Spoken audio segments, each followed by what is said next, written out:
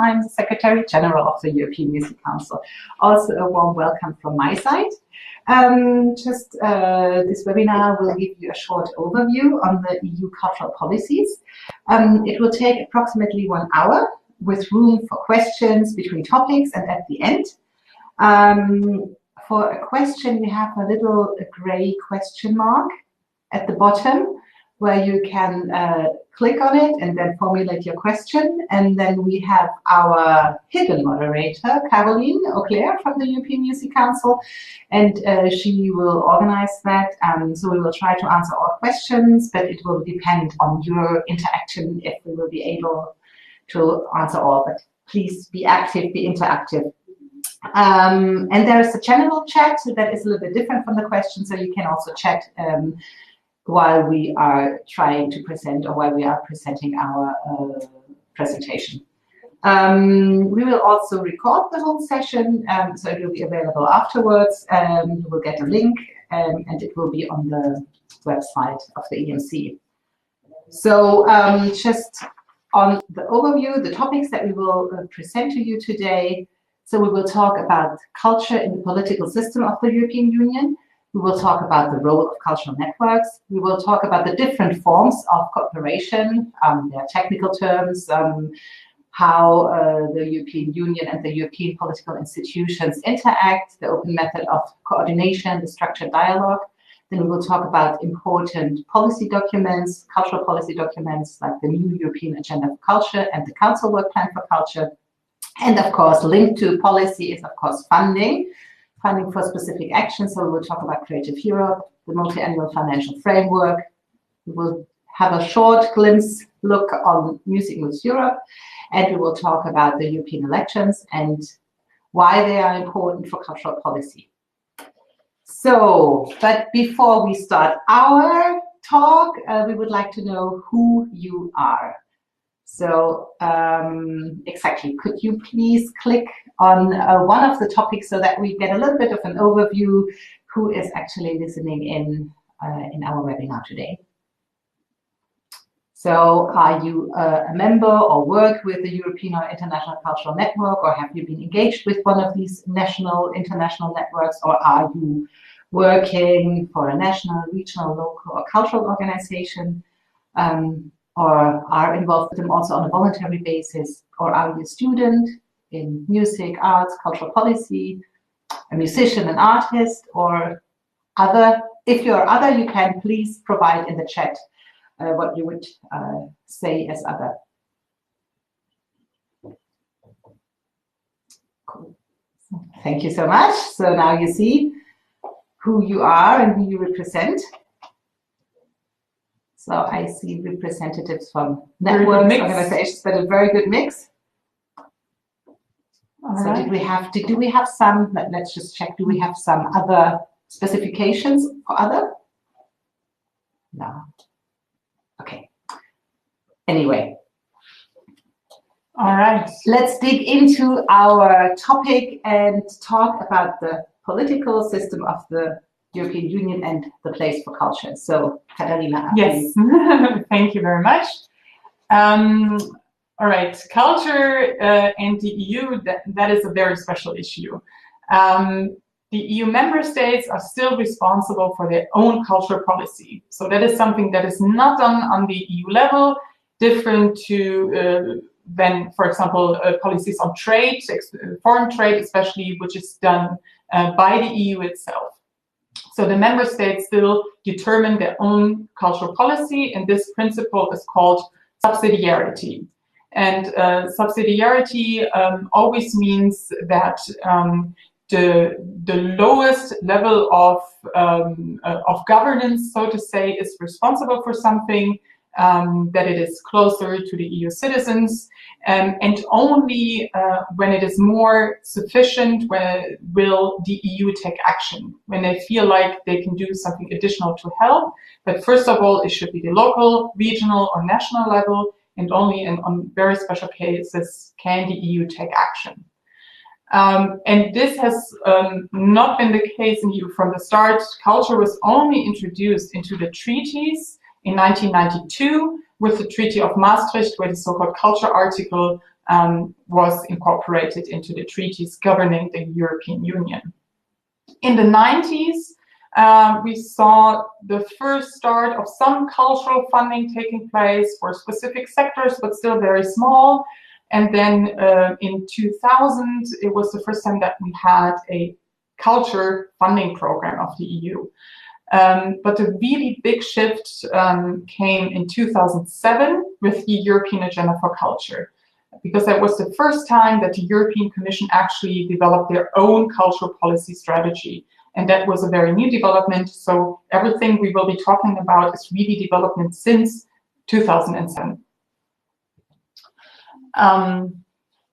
Now, some of these institutions that you see here, the European Parliament, the European Commission, and the Council, are of course the most important, most influential EU institutions that we have. And now we want to take a look at how they are involved in cultural policy and where you can find cultural policy in these institutions. We're starting with the European Parliament, which currently has about 750 members. They represent the citizens of the member states. They are directly elected by the citizens of the member states and are actually the only institutions that is directly elected by the citizens. Together with the Council, they adopt laws and legislative acts governing the European Union, and they also adopt the budget of the European Union, which is a very important influential power. They supervise all community activities, which also means that they elect the European Commission. So they elect a European Commission president, but also have hearings for all nominees for commissioners. And for culture, similar to national parliaments, of course, you have different committees that deal with specific policy areas. And for us in cultural policy, the most relevant one, obviously, is the Committee on Culture and Education, which is CULT for short, which is everybody who's working in EU policy just refers to it as the CULT. And then everybody knows what you're talking about. One of the very big differences from the European Parliament to national parliaments is, although of course it is the legislative branch of government, they don't have the right to initiate their own laws. And that is something, a very basic right that national parliaments usually have and that the European Parliament doesn't have. Because the right to initiate laws lies with the European Commission. European Commission is responsible for shaping the overall EU strategy, and they propose the new laws and policies, monitor the implementation, and also manage the budget. They are actually more an equivalent to the government because they are the executive, they implement. But in the EU, they also have the right to initiate the initiatives. We have currently for each of 28 member states one commissioner, and for culture, education, culture, youth and sport, it is Tibor Navracic from Hungary who is responsible for this policy field at the moment. Also, a very important part of the European Commission are the so-called Directorates General, 31 at the moment. They develop, manage, and implement EU policy and law. You can compare them a little bit to ministries on national level. And there is also the Directorate General Education and Culture, DGEAC, which of course they, for example, make the proposal for the Creative Europe program. This is all developed in the DGEAC. Yeah, so when we prepared our presentation, we were talking a little bit about, well, there are 31 directorates general, but 28 commissioners. So how does that come? And then Katharina found an answer to that question. Well, it is not only that they develop policy, but also they provide services for the Commission. So there's also a Director General for interpretation. So that's all the translation service that is, of course, needed when you have 28 states with, I think it's 24 official languages, or there is also a DG that works on statistics, and that's of course a service that all others use as well, and for communication, that's something that affects all of them. So it is not only policy areas, but also services. That's why you have a different number than to the number of commissioners in their policy fields. And also when preparing, we also were talking about the commissioners themselves, so we will probably see very big changes with the elections coming up, because now every commissioner is suggested by the member states, and with the elections coming up, the member states will most likely first suggest different persons, and then they will probably also be for different commissioner posts. So big changes lying ahead of us. Yeah. 5 years ago, for example, the Commissioner for Culture came from Cyprus. For the last 5 years, it was somebody from Hungary. So, and it's still, we will have to see who the next Commissioner for Culture will be. That will still take several months until we know. Then the third institution we want to take a look at is the Council of the European Union. The Council is made up of representatives of the member state, so these are usually the ministers, for example, the ministers for culture, education, but also finance or social affairs, so also for different policy fields.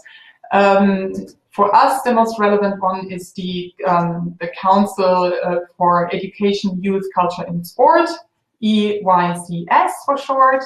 The Council of the EU in general, they also adopt legislation, as we've seen with the European Parliament, directives, prepares decisions, and can also make non-binding recommendations. And that is something that's, of course, what happens most with the Council on Culture, since we've seen it is not a responsibility of the EU, but of course they can still make recommendations, and that's what happens most of the time. But they also, for example, jointly adopt the funding program Creative Europe. This is something where they actually take decisions.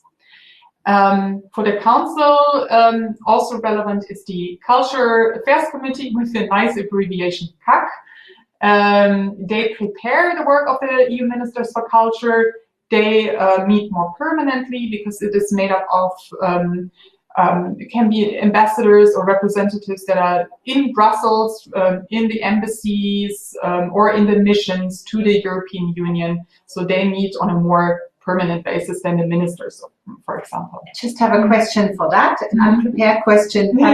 I remember from the past, and I don't know if that has changed, that it was always quite unclear, not very open and transparent who are the members. So they are from the representations that you have just named, but the current list is not somewhere publicly accessible, is it? No, not that I know of, and it also really depends on who the member states sends there. For Germany, we know we have the special case also that culture is also not regulated on a national level, but on the regional level. So they very often send a representative of one of the German states, of the regions, into the CAC, and not necessarily somebody from the national government.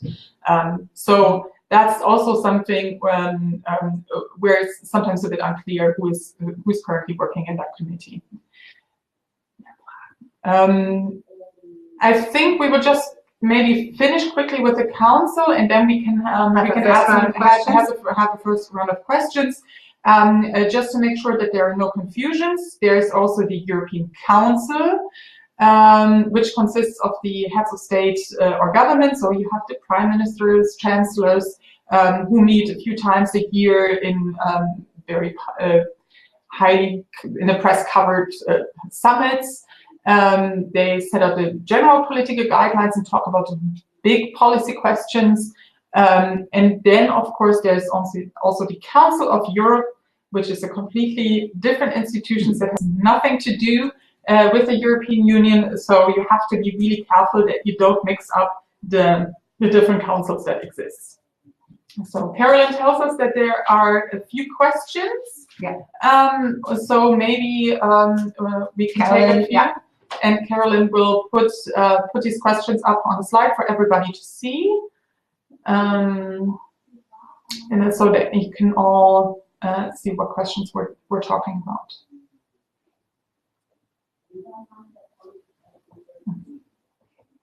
Just a moment, the list is being prepared.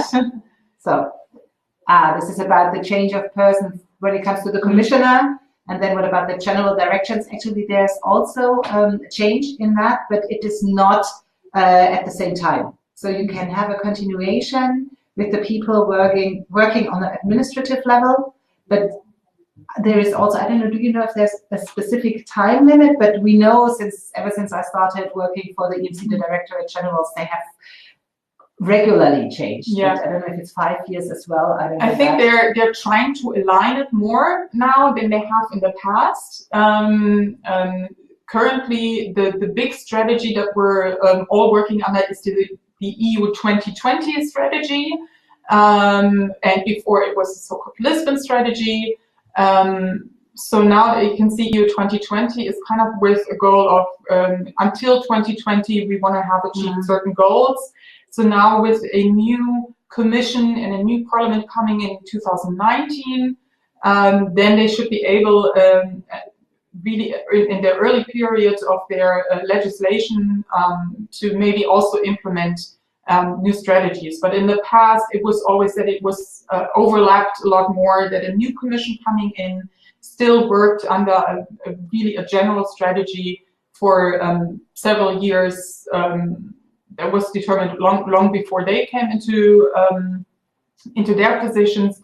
But we will later see with when it comes to the budget and the finance, also how this plays together, and maybe we can address this question then again.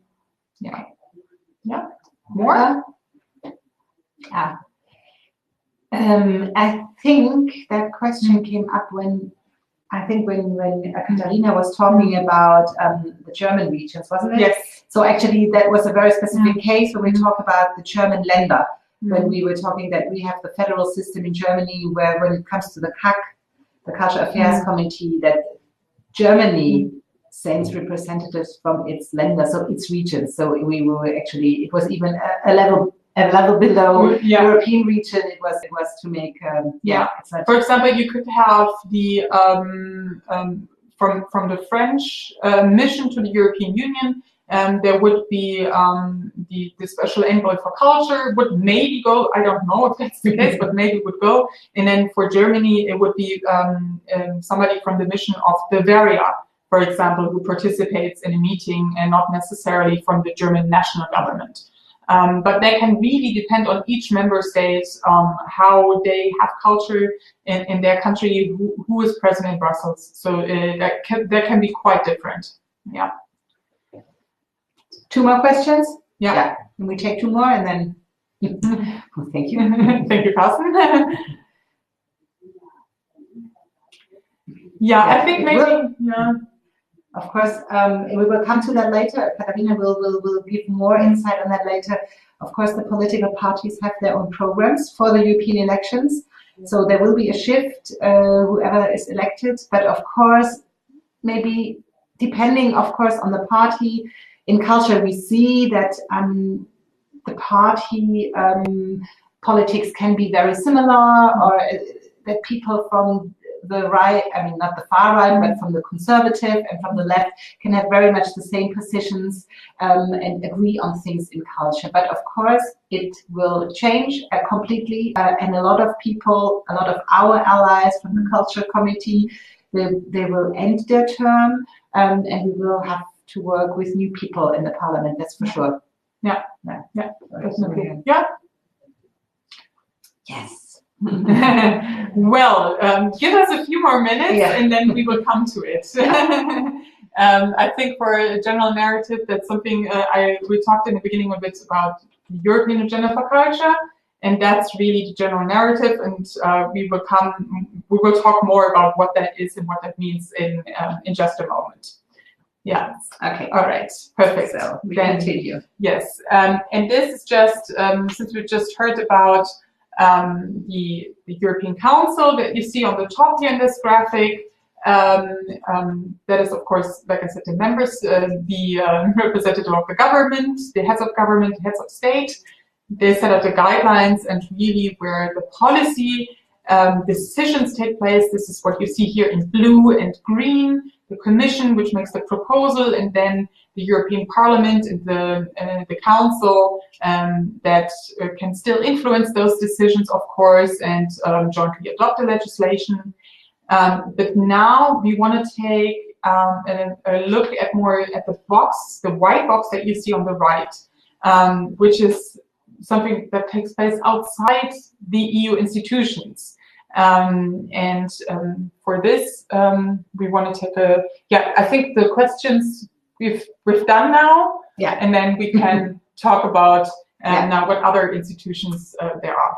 So one of the networks you obviously know or get to know now is the European Music Council, but there's a lot of other European cultural networks out there, some of them dealing with another specific artistic discipline. There's the network of European museum organizations, or Europa Nostra dealing with European heritage, but there's also, and we're happy about that, a lot of other music networks dealing with choirs or with higher music education, the jazz network, I mean, a lot of these networks. And we would like to talk a little bit about their role and what role they can play in European cultural policies. So just before digging a little bit more into these, of course, networks, I have attended once a workshop on networks with Culture Action Europe, and it was great, but it was also interesting to see a lot of different conceptions. So, of course, you can also have an alumni network of a university or of another kind, and then this network is set up of individual people. When we're talking about European cultural networks, most of them are membership-driven, and I think for the big part of them, the members are actually organizations, or there are a combination of organizations and individual members. But I don't know of any cultural network, so to say, that consists only of individual people. So the big task of us, of course, for these networks is to try to find common grounds, common interests, and to speak out for the interest of the network members. And sometimes even within the EMC, the interests of these members can differ. They can even sometimes oppose. And then the role of the network is to try and find one aligned common position. So the networks, they formulate policy recommendations in such a sense so that they can be used on an international, European level. For us, it's mainly towards the European institutions, but also these policy recommendations can be used on a national level, but then they will be translated, adopted to the specific national need. We have had that at the European Music Council in earlier times, for example, with the Bonn Declaration. That was a document on music education where some members then really adapted it to their local needs, or organizations, members of ours, adapted that document for the needs in the choir sector or for the needs for music schools. And so our work, I think, is always directed in two different directions. One is the clear European cultural policies with the European institutions, and the other is the members and how they can then use it for their national work. So that is when we do our own policy work. But we also try to give an insight in actual political actors on the EU level, a little bit such as with this webinar. So who is doing what at EU level, but we also provide direct contacts. For example, we on a regular basis, we do receptions or discussion rounds in the European Parliament with parliamentarians, but also members from the European Commission attend, or at other EMC events, we always try to also invite some of the representatives of the European institutions, but also when it's on a national level, representatives of the national cultural ministry. So that's how we try to get a direct involvement with the people, because we find this is always also important when you want to do advocacy work, to get a direct contact to the persons in charge, to the decision makers, as we like to call them. But then we also provide information on funding programs such as Creative Europe or other European Union programs such as Erasmus Plus, Horizon 2020, or even Connect. There are a lot of different programs that are also offering little bits for culture projects or cultural cooperation. And of course, there's also another part of advocacy or policy work that is to write joint letters when it comes to specific topics. We had in the past letters where we claimed for freedom of expression, freedom of speech, freedom of musical expression, but also we get together with other networks such as Culture Action Europe for joint activities, campaigns when it comes to the budget, for example, for Creative Europe, and or even in earlier times for culture programs where we got together not only with Culture Action Europe, but with a lot of other culture networks to say, yes, we need more money for culture. A very simple message, but a very important message.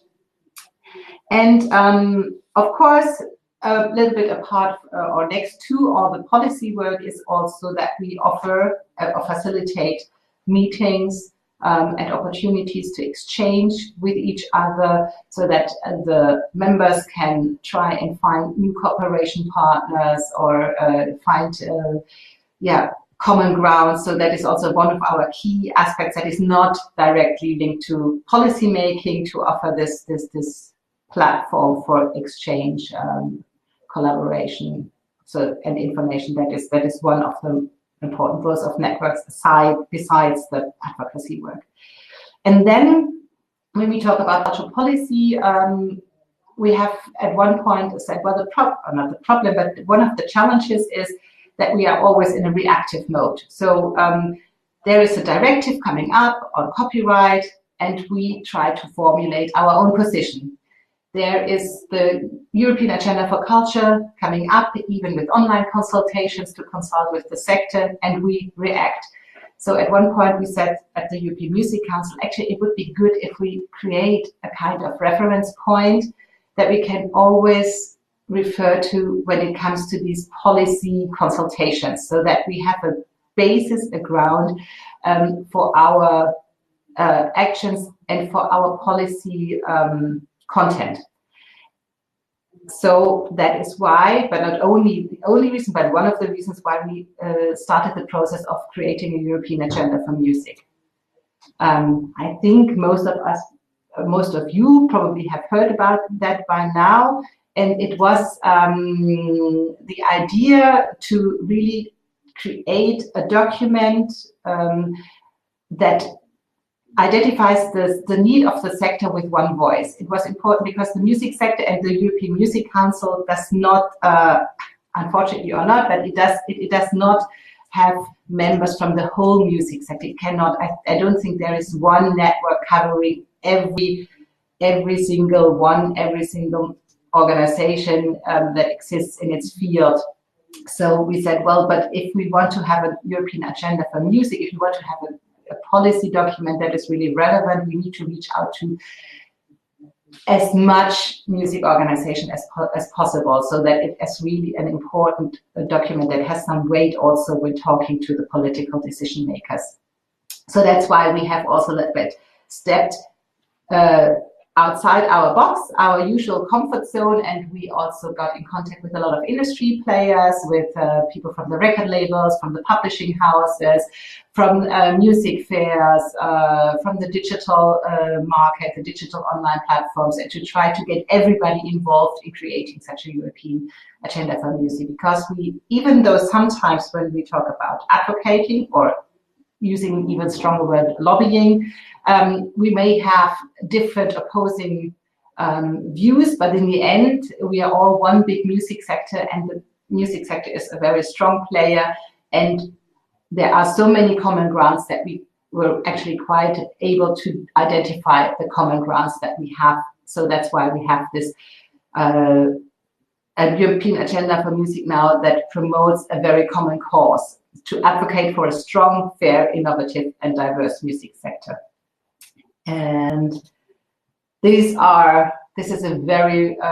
the very rough overview. So we have the core objectives of the agenda, you have the areas of action, and you have the means. And because we're talking a little bit more about because we're talking in this webinar about cultural policy at EU level, I will now leave it with the European agenda.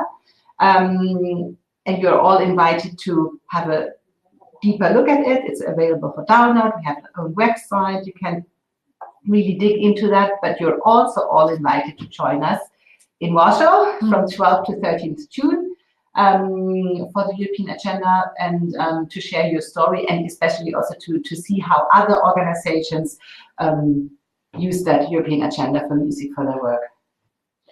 So, all right. I think there might be some questions about the role of networks. That was the question from before, but Carolyn is gonna pull it up on the screen in a second, that we so that we can try to clear up maybe anything that you still want to know.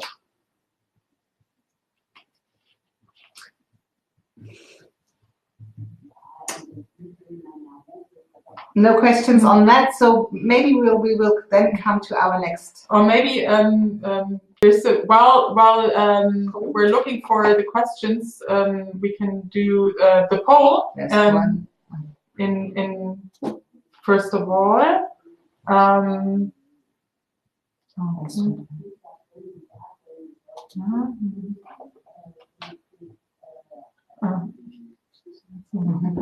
questions. Bear with us for a second. We have some technical issues to figure out, but I'm sure we'll have it in a second.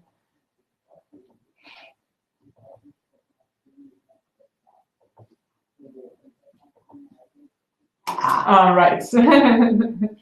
So we would like to invite you again to give a little bit your background on your relationships to cultural networks. Are you a staff or a board member, or are you working for an organization, or are you individually a member of a cultural network? Have you participated in that?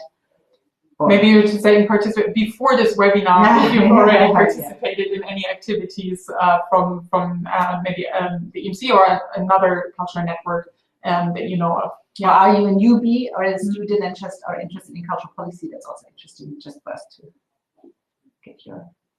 Yeah. Okay. So if everybody. Okay. Still collecting. Still collecting. Still clicking boxes. Very good. And then we can maybe close the poll now.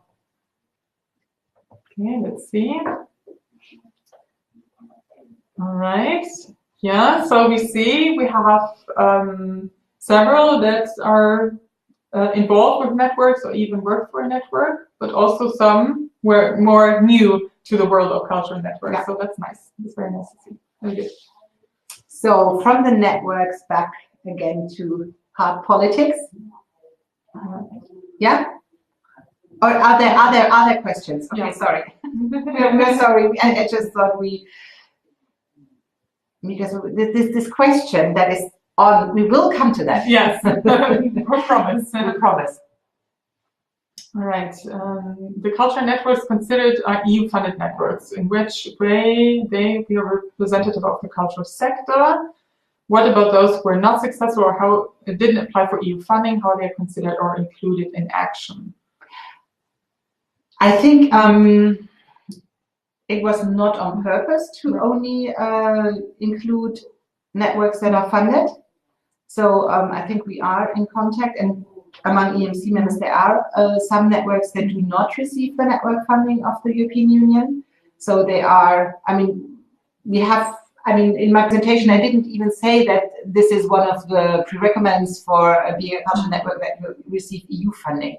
That certainly is not. And of course, representative of the cultural sector, it is an interesting question. I have, coming back to the nature of a network being a membership-driven organization, and if we take our example being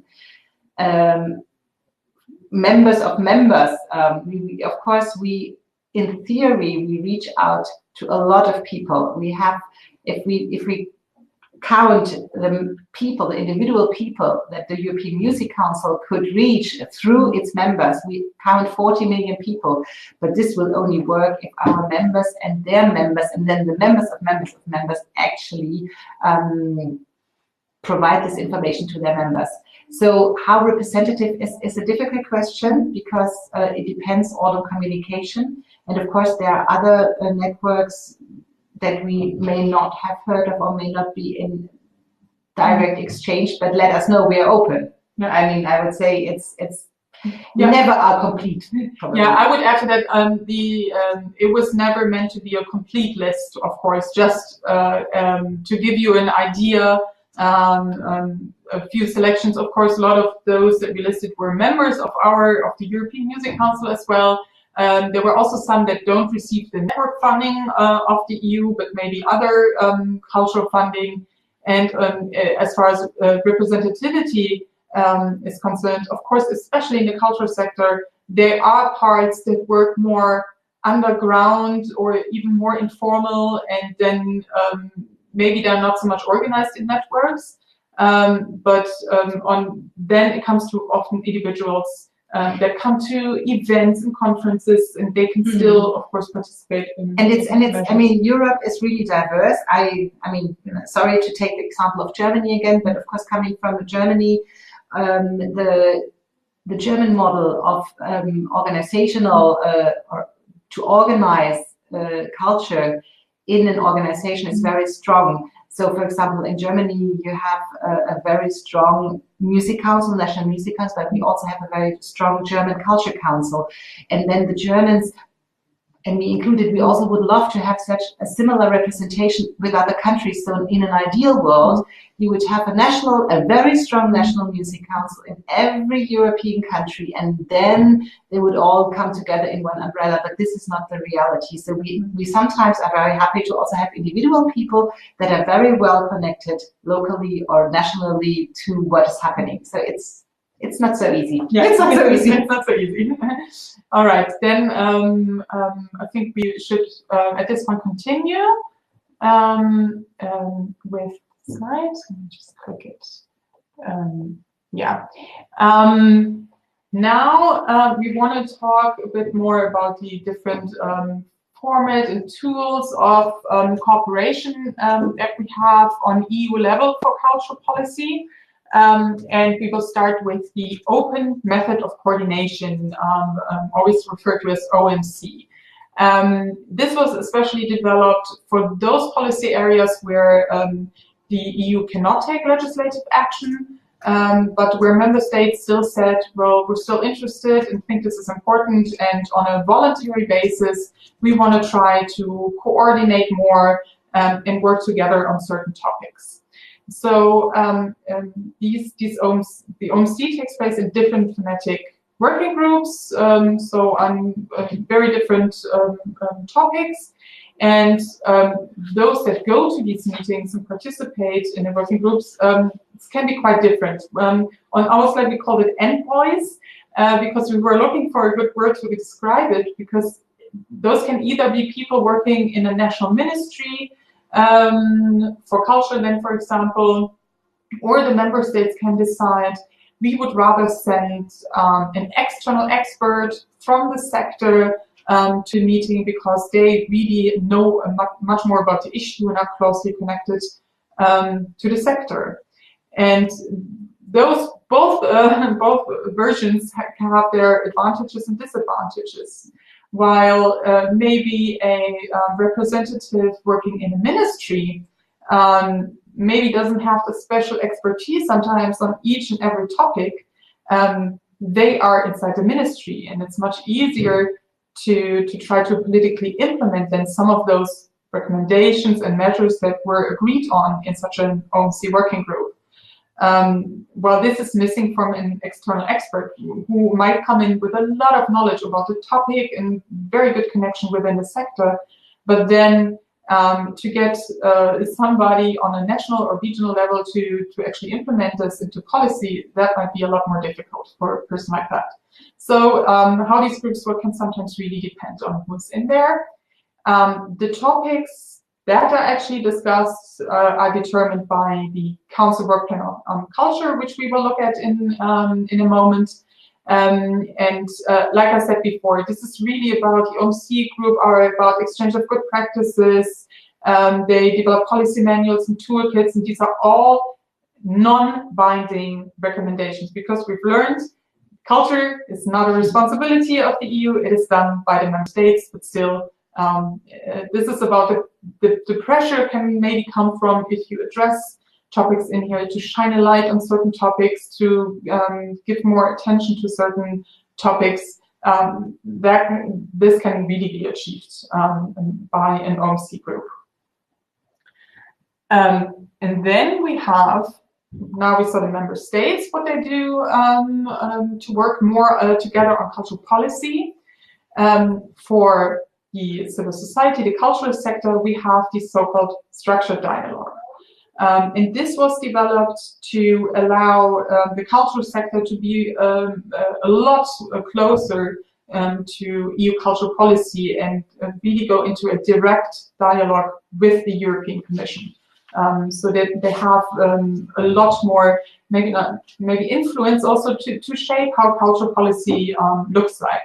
And similar to the OMC groups, they also always work in different thematic working groups. Each group has about 35 representatives, so there will be open calls issued where representatives of the cultural sector can apply to participate, and then a selection is made on EU level who actually gets to come. Here the topics are determined by the European Agenda for Culture, which is kind of what we had a question about before. What is kind of the general aim? We will see that in a moment. And this whole issue of how the cultural sector can participate in these policy debates has had an interesting development over the last years, from the platforms, as they were first called, to the, as it's now called, the voices of culture. Yeah.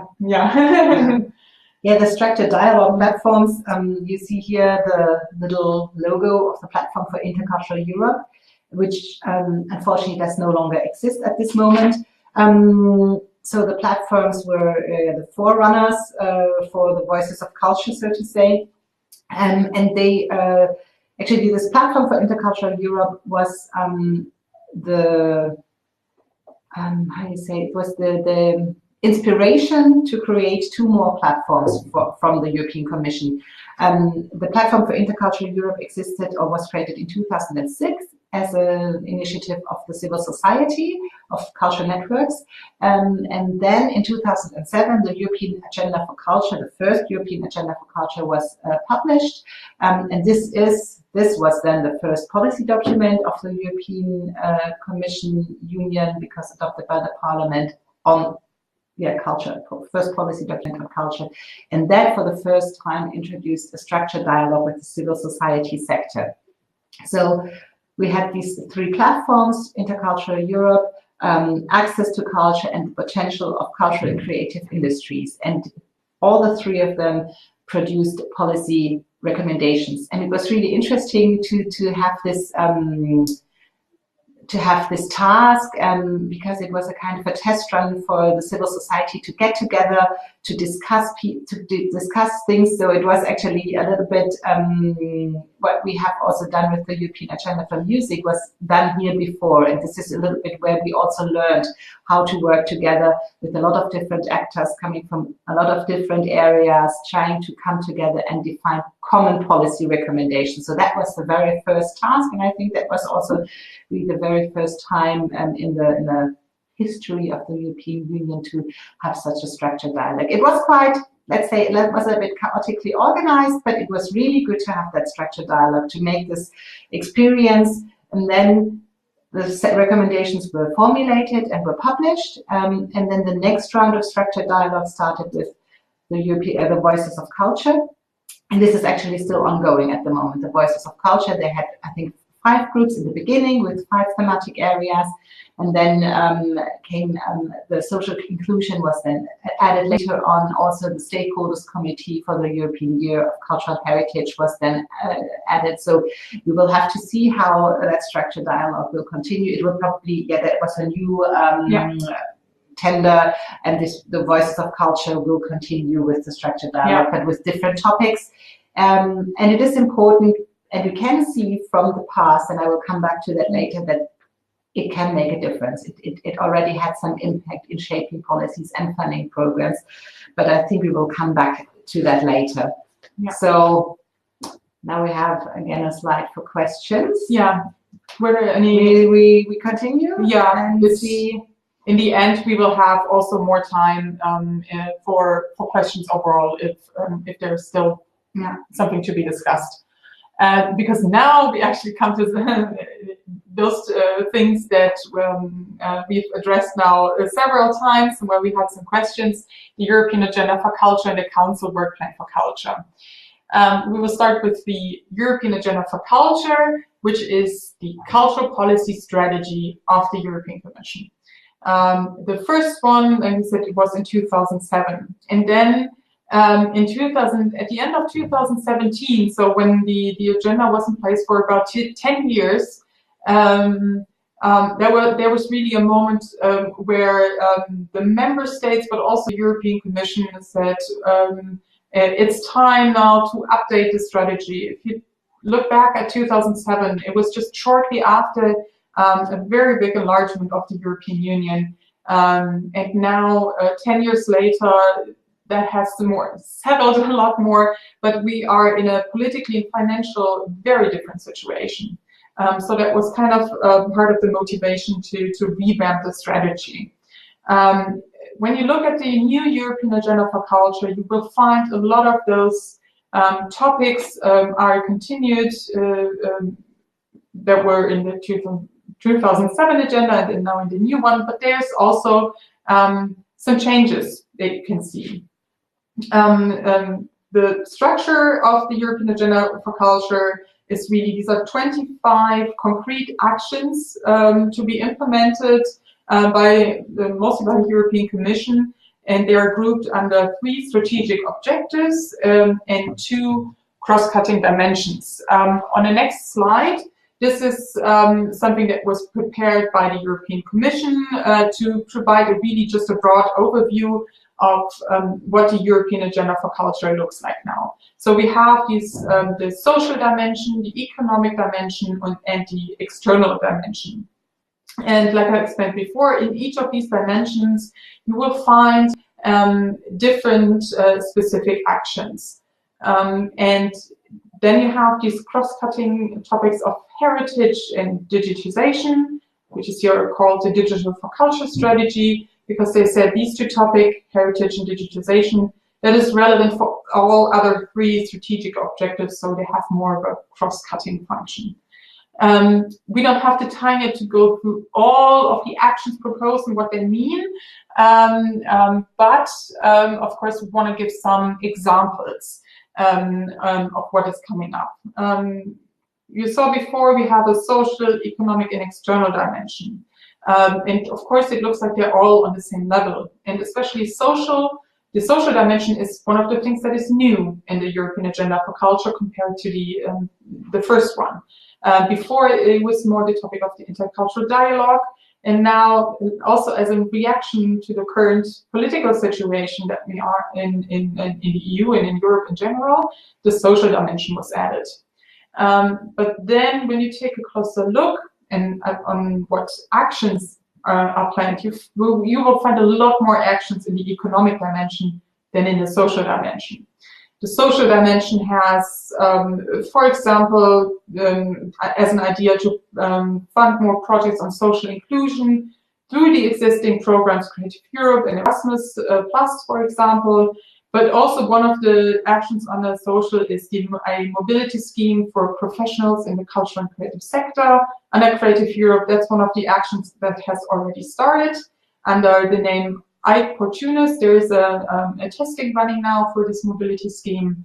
In the economic area, You, for example, have for 2019, for this year, a stronger promotion of music and arts education in other programs, especially, of course, in Erasmus+, that this is a priority for this year in the program, so that you, if you have a project in this area, that your chances are a lot higher to be successful there. Also to organize a regular dialogue with the music sector. That is a topic that's closely connected to Music in Europe, which we'll come to later. In the external dimension, for example, one of the actions to be taken is that funding for culture and creative sector in the Western Balkans, so a lot of the candidate countries in the Western Balkans, that this cooperation should be intensified, and that also there's a special fund that for the candidate countries, which is called IPA, the Instrument for Pre-Accession, and one of the actions to be taken is that this is that this will be more used also for the culture and creative sector. In the heritage, or on heritage, one of the objectives is to adopt an action plan on cultural heritage. And this is something, in fact, that has already happened. At the end of 2018, as a closing to the European Year of Cultural Heritage last year, a framework action for cultural heritage was adopted. And in as part of the digital actions, one of the proposals is, or the aim is to propose more the next steps in the development of Europeana. Europeana is the European Digital Library, so it combines all national digital libraries that exist, so that the public can access cultural content online more easily. And that was the European Agenda for Culture Now. So these topics that we saw before. It's very likely, if you take a closer look at the European Agenda for Culture, a lot of these topics that you see there will probably come back in the new structured dialogue.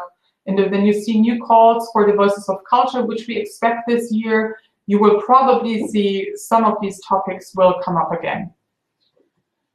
And now, what is the plan of the member states in culture? For that, we have the Council Work Plan for Culture. They always run for 4 years, from 2019 to 2022 is the new one. So this one was just adopted at the end of 2018. In this, we have the main topics and also working methods for policy collaboration that the member states want to achieve. You will see a lot of similar topics to the European Agenda for Culture as well. We have in these 5 themes, we have sustainability and cultural heritage, cohesion and well-being, an ecosystem supporting artists, cultural and creative professionals in European content, gender equality, international cultural relations. And also here, horizontal issues, this time again, digitization, of course, but also cultural statistics. While in the European Agenda for Culture, these are very action-oriented, these are more broad policy goals, which you will especially see in the steps that are planned for action. For example, in the sustainable and cultural heritage theme, there is more planned on adaptation to climate change in cultural heritage, and they plan to do this in form of an OMC group. So if you remember, we talked about the open method of coordination into different working groups where member states send representatives. This will be one of the OMC groups to become active sometime over the next 3 or 4 years. On the topic of citizenship, values, and democracy, you can see here a presidency conference is planned, followed by a study. And with presidency, this means the most of the time the rotating presidency of the council. So for 6 months, there's always a member state that holds the presidency over the council meeting. So when the cultural ministers meet, there is, at the moment, it is Romania who holds the presidency. So it will always be the Romanian cultural minister who will be chairing the meeting. I'm not sure who is in the next 6 months, but next year it will be, for example, Croatia, and Germany, who hold the presidency. In other topics, you can see on the music sector, for example, you see again presidency conferences, but they're also asking the European Commission to host workshops. And another working method that you see here are council conclusions, which is, although these are mostly in the cultural field non-binding recommendations, they can still send one of the strongest signals they can send, and one of the strongest methods they have at hand. Yes. Yeah. So when we talk about the planned actions, so the planned actions from the side of the European Commission is really rather than translated into actual funding programs. And when we come to the member states and the OMC group, it's more political, strategic documents, think tanks, and things. So less funding or concrete projects. Yeah. All right. So I think there are some questions now. There might be some questions. Yeah. Well, the iProfumus program, it is testing mobility funding for cultural and creative professionals in certain fields. I think especially, if I'm not mistaken now, in performing and visual arts, I think. I think the call is closing probably tomorrow, so it was the first test. We will see soon that in the new proposal for the new Creative Europe program, in the proposal, the idea is to include mobility funding for cultural and creative professionals. And this iProfumus now is kind of a way to test how this could maybe look like, how this could work. So this is the first test phase that is going on now, but can be an indication of how a mobility funding will maybe look like in the coming years. So this is it's a test phase. Yes. No, there are two independent policy documents. The European Agenda for Culture is the policy document of the European Commission, adopted by the European Parliament. So this is really EU institutions. And the European Agenda for Music is a policy document that the European Music Council developed together with a big group of stakeholders from the music sector. And it's more a reference document for us. And it is not any kind of binding policy document for any political decision makers, but they read it, luckily. Yeah. So. European content. Well, that is a very difficult question. I think the European content that was mentioned in our context, it very much means, for example, European music, European books, for example. That is what is planned.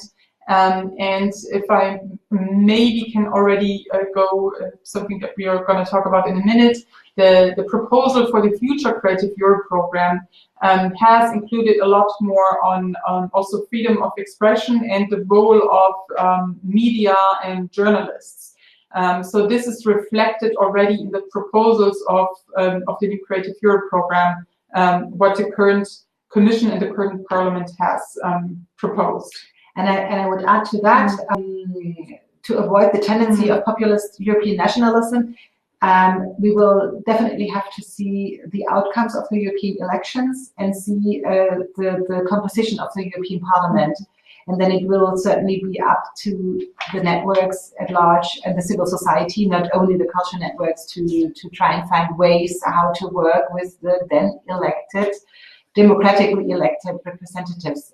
But we have always done some campaigns after the elections, and we will surely continue with that and see. Let's see. Let's hope it will not be too bad. But of course, let's say the surveys tell us a little bit differently. But, but we will have to see after the elections more clearly. Okay. Then let's continue. We've mentioned this now before, Creative Europe and the multi-annual financial framework and Music with Europe is what we want to talk about next. We've mentioned it before, so very quickly, we just want to know, to have an idea, who of you has participated in Creative Europe before. Maybe some of you have you applied for a grant before? Some of you may be very experienced, so then click yes more than once. Maybe you have applied once. If you haven't or don't know, let us know. When we have the still, we'll give you a little bit of time to click, of course. No. Otherwise, we can maybe get an idea. All right. So it's actually not. I was expecting a lot more. It's very interesting. Yes. So a lot of you who have never applied to Creative Europe, but we have also several experienced participants among us. The next slides will be interesting, I guess, for both, but especially also for those who have not yet applied. Yeah, so the current Creative Europe program runs from 2014 to 2020. It is the funding program to support the European audiovisual, culture and creative sector. The overall budget for the whole program is 1.46 billion euros. So this is for the complete funding period and for all the countries participating in the program. That is a lot of money, no question about it. But if you compare it to the rest of the EU budget, it's actually very small. It's 0.5% of the budget. And even if you compare it to what the member states spend on culture, it's comparatively small. I tried to find some more numbers. And just as an example, in Poland in 2011, so the whole country, all levels of government, national, regional, and local, spent about 1.9 billion euros on culture in just 1 year in Poland, just to give you an idea of the dimensions. That is also what we say. This is when people think that the culture program or the Creative Europe program of the European Union could then substitute lacking national funding. This will just not work. Not because of its logistic, the logic behind the program, but also because of the money behind the program. This is just not to be substituting any kind of national funding for culture. Yeah. And the overall goals of the program are to strengthen the competitiveness of the cultural, creative, and audiovisual sector, and also to safeguard, develop, and promote European cultural and linguistic diversity and promote Europe's cultural heritage. This is a reflection from the culture article, which I mentioned before, was in the Maastricht Treaty before, of course, now also in the Lisbon Treaty.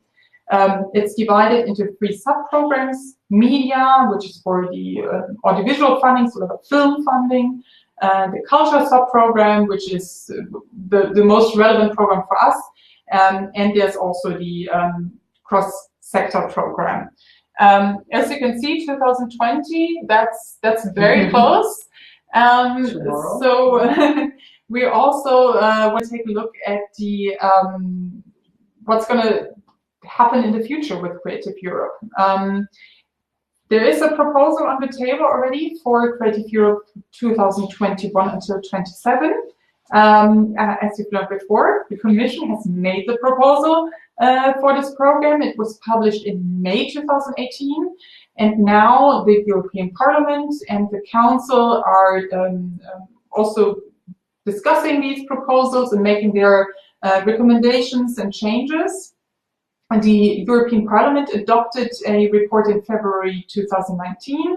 So it was first, of course, discussed in the Culture Committee, who was the committee responsible for this, but then it was also voted on by the plenary of the European Parliament. The proposal right now looks like that. The structure will be maintained with the 3 sub-programs: media, culture, and the cross-sector. But within these strands, there will be some changes. For us, of course, culture is the most interesting one at the moment. So next to, there will be a lot of new funding strands will be added. That's what's currently on the table. This concerns music, for example, but also other areas of the sector like design and architecture. The mobility funding we talked about is something that is supposed to be new. So we see a lot of new things added to the program. And the Commission has now proposed a slight increase in budget to 1.85 billion euros. But of course, it will be difficult to cover all these additional measures with this slight increase. So we will have to all see what that means. And of course, Brexit is still an issue. When the United Kingdom leaves the European Union, that will of course heavily affect the budget. The European Parliament, in its report that was adopted a few months ago, is advocating to double the budget of the culture or the Creative Europe program, which is of course something we in the cultural sector also very, very strongly support. But just about the Brexit, because we talked about that before, yeah. If I understood correctly, the budget is without the UK's yes. contribution to it. So because if that would be included, then it would be a big mess. So it will still affect, but the budget as it is now is EU 27. EU 27, exactly. Yeah, 27 member states without the UK. Yeah. And Creative Europe, just as all the other funding programs, Erasmus Plus for education, but also Rising for research, are all part of the multi-annual financial framework, which is also the reason why we're talking about this now, because the negotiations for this framework, 21-27, of course, that takes a long time to negotiate. They are happening at the moment, and all the funding programs are part of that. And coming back to one of the questions we had in the very beginning, in terms of long-term strategy, of course, this is one of the long-term strategies that is happening now before the elections, because the idea is really to align the spending of with the political priorities. So of course, with a lot of concern in the Commission and in the Parliament of what could happen after the elections in this possible shift to more anti-EU powers, they're trying to get as much of it done before, make a lot of decisions before the elections to avoid that maybe these anti-EU forces maybe cut more spending, change more of what we have as goals. And I just mentioned one of the ideas is to include more on media, journalism, freedom of expression in the culture program. Of course, it could happen that different forces from the member states, but also in the parliament, are not in favor of this and try to change this. So that's currently where we're at. So they're trying to get as much done as possible. The multi-annual financial framework has, in all the programs, you can find them under, there are six different headings or ceilings. And if you want to take a look at the EU budget, and if you look for the culture program, you can find it under ceiling 3, security and citizenship. We have this slide, the next one is just, I know this is not easy to read, but it's just to give you really the broad idea. This is the overall EU budget for 2014 to 2020.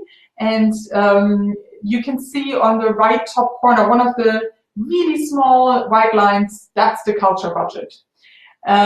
So in comparison to the rest of the EU budget, it's obviously quite small. But of course, the reason is culture is not a responsibility of the EU. So of course, the spending there will be a lot less than in other areas, like agriculture, for example. But I just want to stress that cultural projects are not only in the Creative Europe program, but also that you will find culture projects in regional development, in research, and in other areas.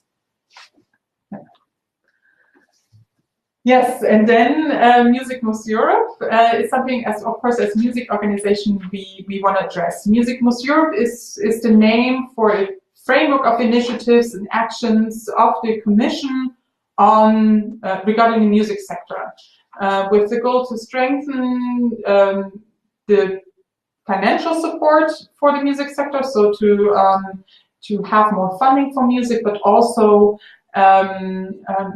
to establish a something like a structured dialogue for the music sector. So to connect the music sector closer to the EU institutions.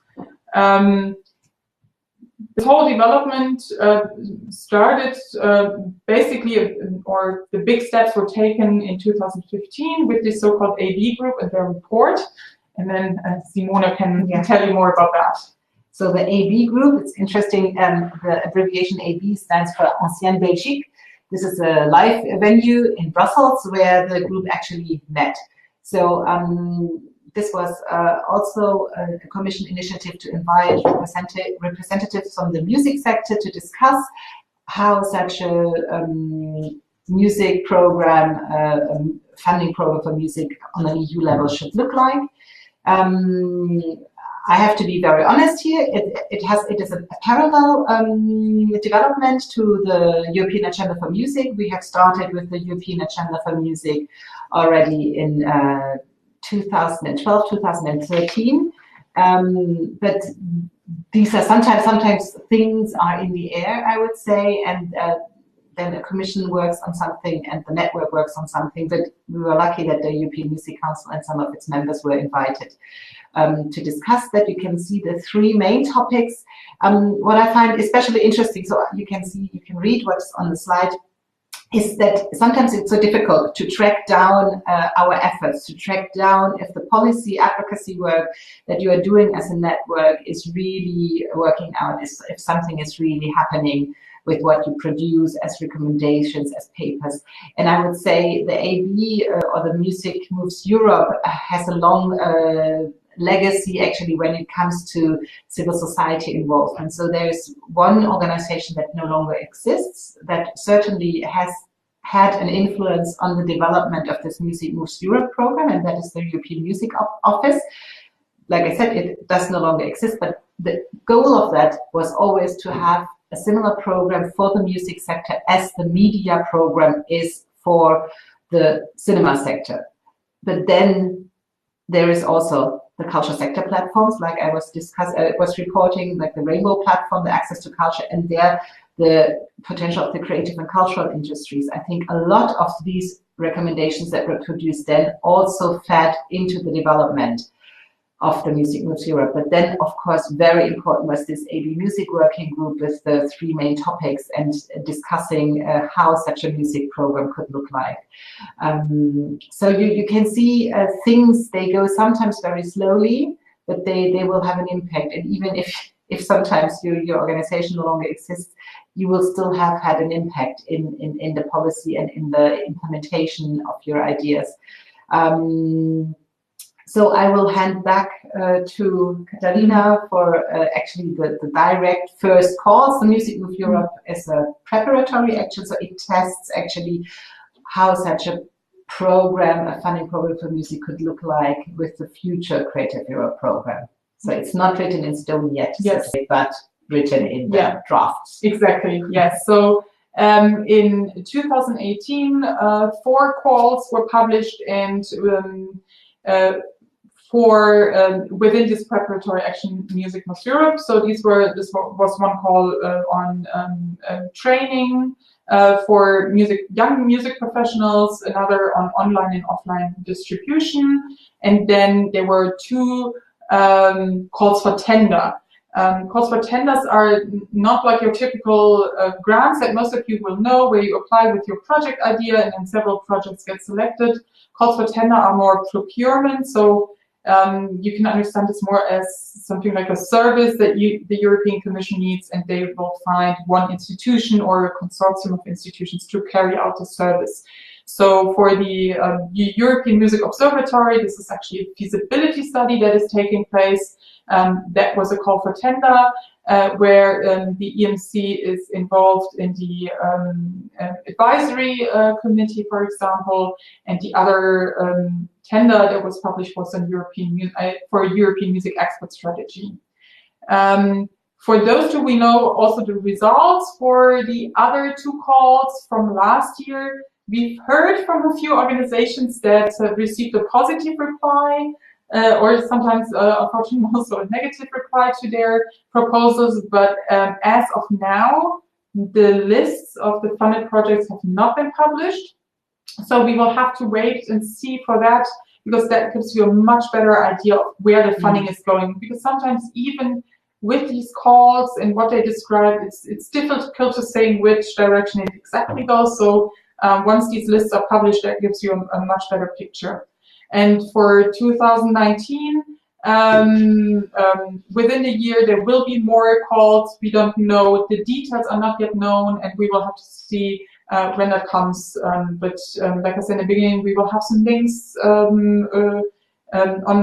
we already have some links on our website, but also we will summarize this for later. Yeah. Yeah, and then at last, it brings us to our last issue. We've talked about this already before. Why are the European elections important for cultural policy? It may not be the first topic that comes to mind when you think about the EU or the European elections, but we still want to outline why the European elections taking place from May 23rd to 26th are so important. As you can see, we're right at this moment where we will determine how the money is spent from until 2027. So for almost 10 years, the next parliament comes into power will have a strong role in shaping these policies. That is one of the very more technical influences. But in general, the political situation in Europe as it is, we see a lot of pressure on freedom of artistic expression, cultural expression, to combine with other global challenges, digitization and climate change. And a lot of these developments and policies are shaped on EU level, and they always affect the cultural sector. So culture can, but also be part of the answer. So it is very important that candidates and voters are more aware of what's going on. We know that several of the cultural networks we've mentioned before, especially Culture Action Europe, has a very strong and very active campaign on e-cultural policy, asking questions to candidates and the political parties. What's your plan for cultural policy? Because that's not one of their #1 priorities. We all know why now. But also Live DMA, the network for the small music venues, they also have a strong campaign looking on their specific issue. Also other networks like AC, the network of the conservatoires, ELIA for the art schools, and NCAT I've seen, they've put together questions and positions looking more at education and culture. So there's a lot going on. Yeah. All right.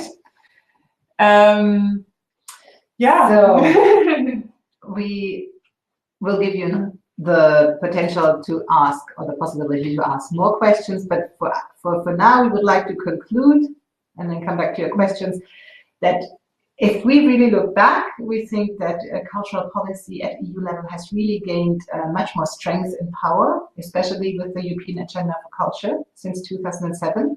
When I look back, when I started with the EMC in 2004, for example, there was a kind of a closed list at the European Parliament called the A lines for cultural networks to be funded. There was already a cultural program in place, but there was all some kind of different non-transparent things going on. Now culture is more prominent, even having an own policy strategy at EU level. I think this is very, very important. The EU Commission has, I think, really acknowledged the role that civil society can play. This is very important for us, consults the sector, and we have seen that the cultural sector can influence EU cultural policy through this structured dialogue, even though this is really difficult to track.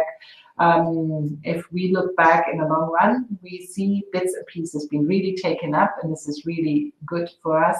And I think we can continue our work. It's important to continue our work.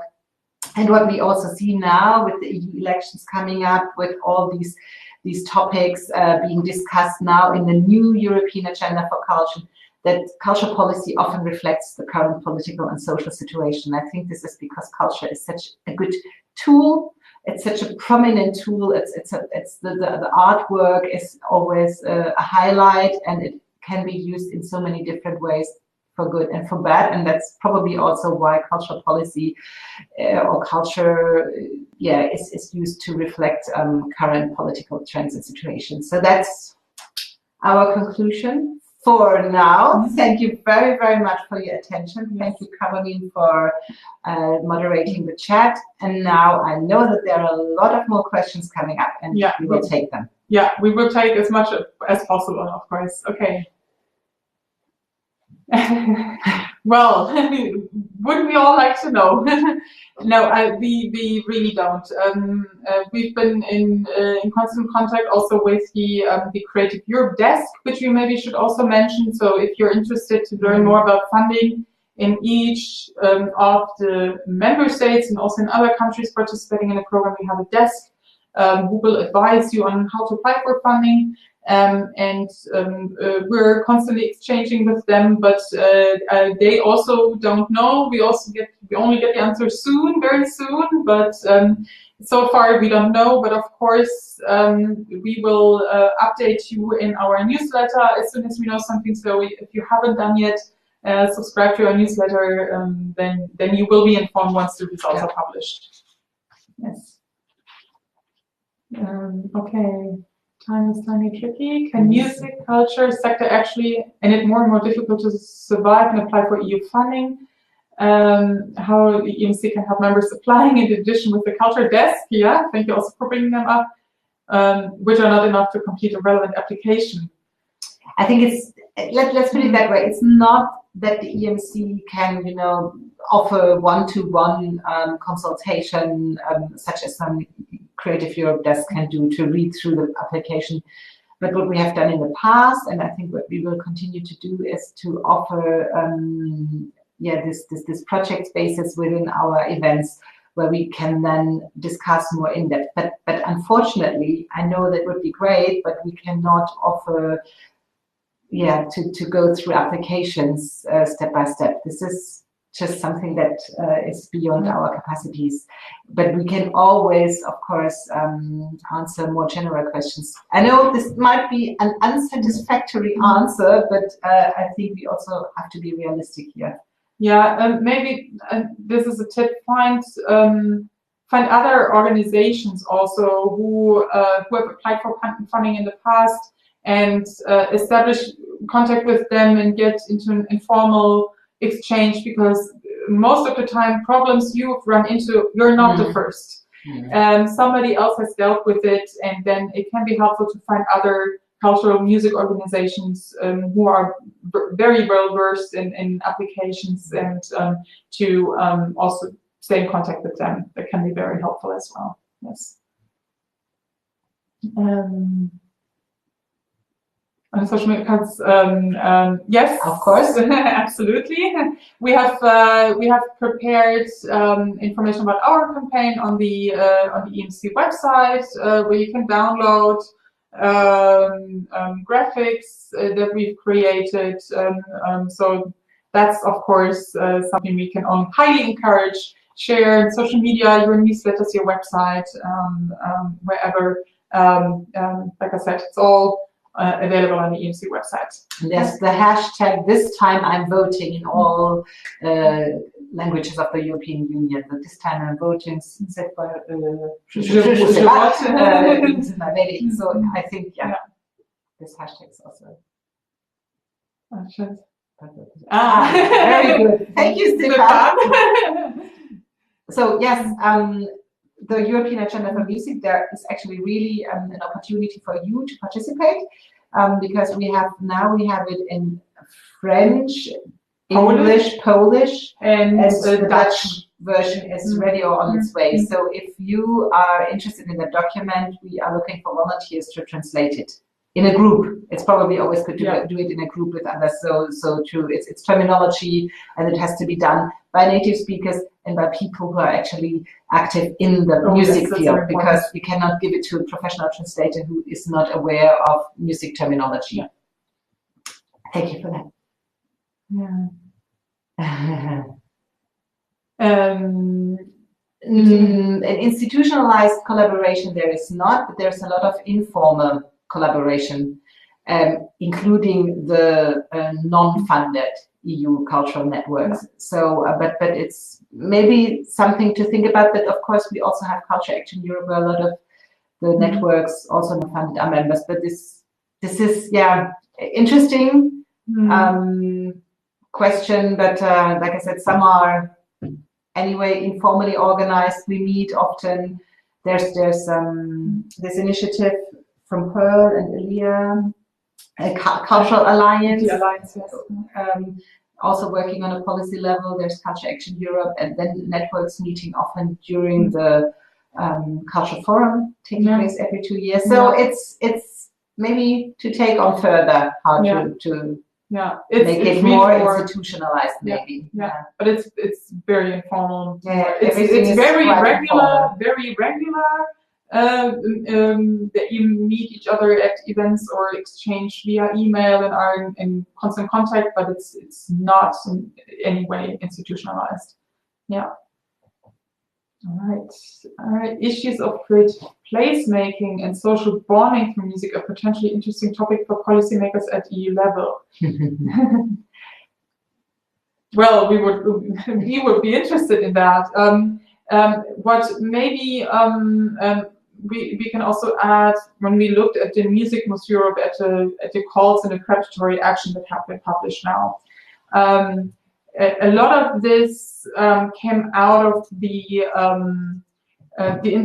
or looking at what is not possible through the existing Creative Europe culture funding.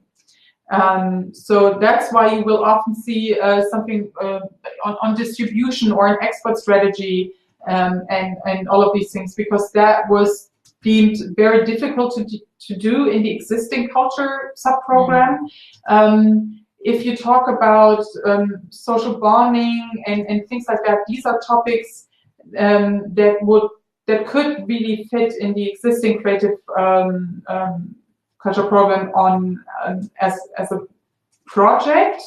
In terms of policy, we've seen that the social dimension was added to the European Agenda for Culture, but it leaves a lot of room for development and improvement.